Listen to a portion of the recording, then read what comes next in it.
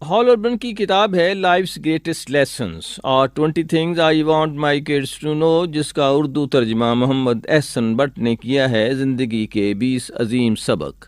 آج میں آپ کی خدمت میں 17واں سبق پیش کر رہا ہوں، ذہن اور روح کی غذا۔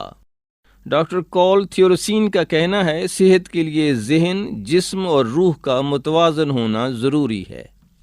ہزاروں سال پہلے قدیم چینیوں اور بعد ازاں عظیم یونانی فلسفیوں نے زندگی کو 3 زاویوں سے پرکھا: جسمانی، ذہنی اور روحانی۔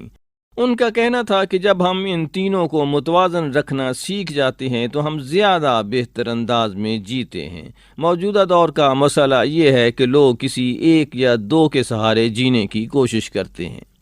جسم کی حفاظت۔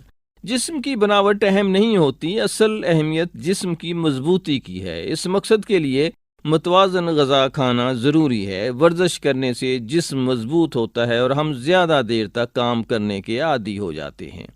ذہن کی حفاظت۔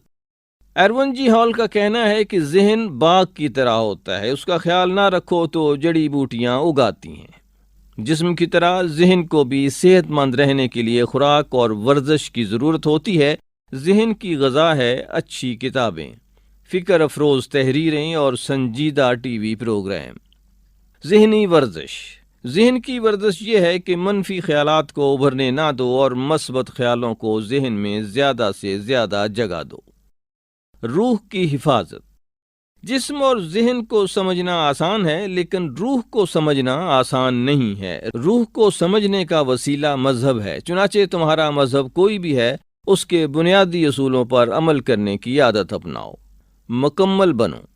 مکمل انسان وہی ہے جو اپنے جسم، ذہن اور روح کے تقاضوں کو منصفانہ انداز میں پورا کرتا ہے۔